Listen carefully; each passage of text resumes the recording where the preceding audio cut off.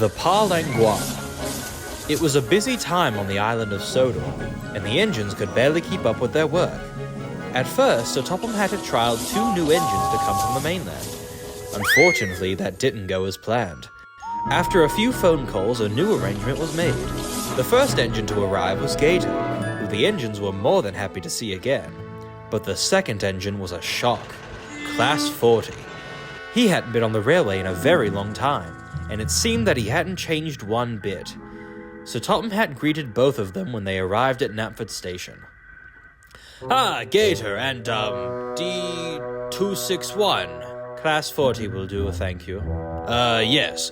Gator and Class 40, I'm pleased to have you both back on my railway. Gator, I would like for you to help Mavis, Percy, and Toby up at the quarry."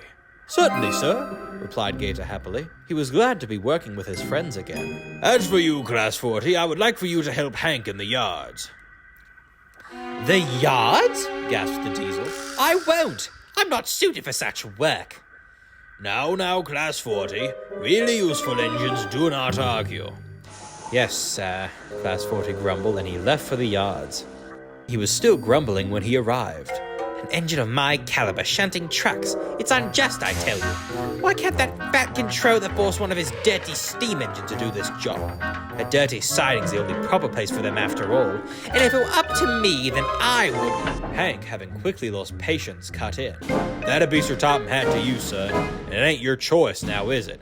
So quit lollygagging and get to work. These trucks ain't gonna shunt themselves." Class 40 did as he was told. He didn't want to get into any more trouble with Sir Topham Hatt. However, that didn't stop him from grumbling about having to work with dirty trucks.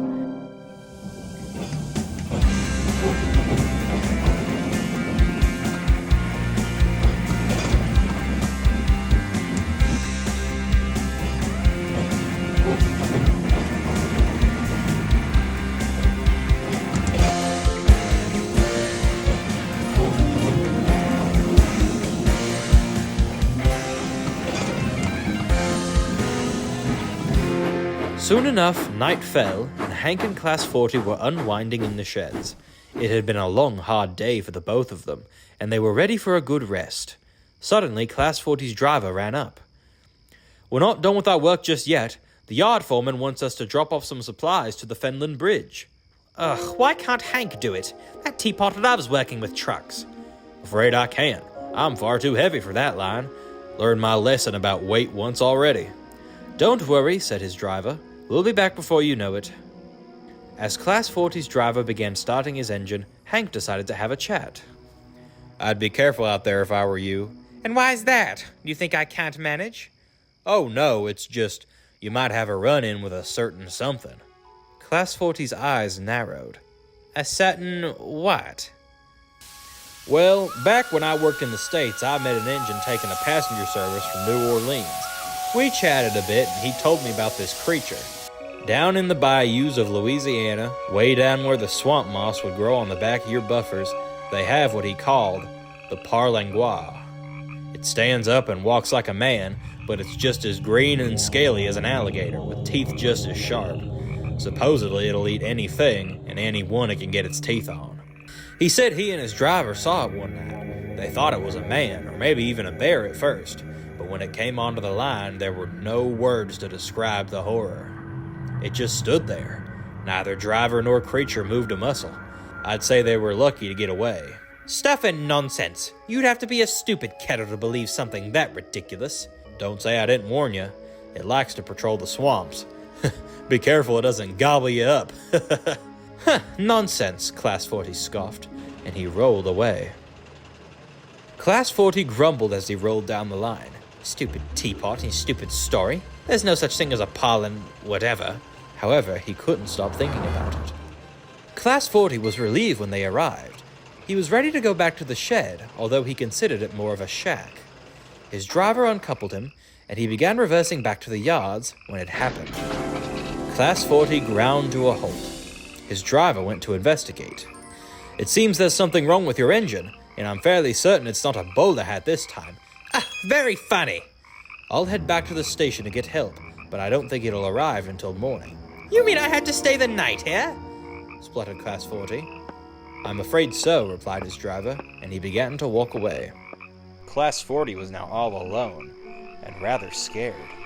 Every noise made him jump in fright.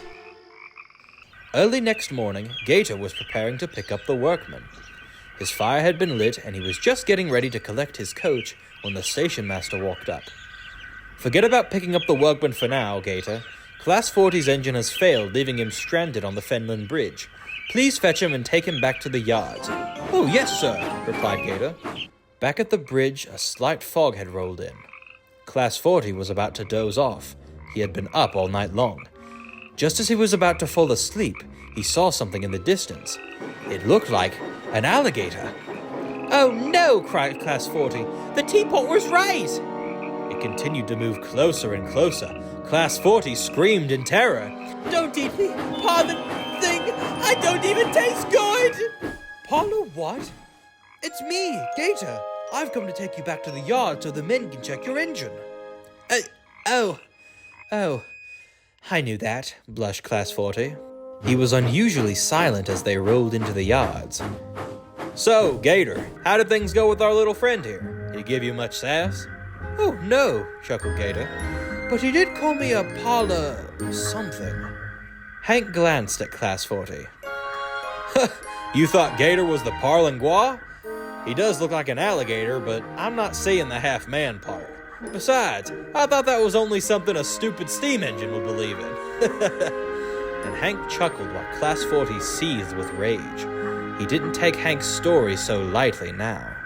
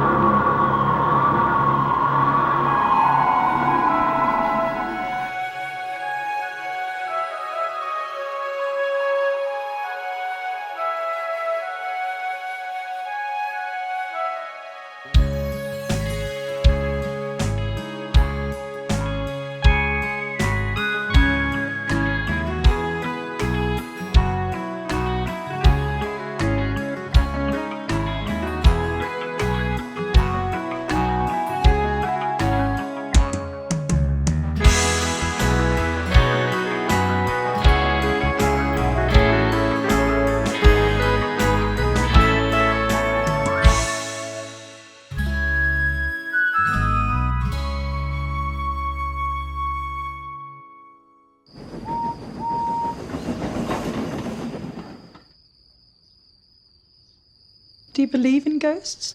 I do. But more importantly, I think they need to believe in themselves.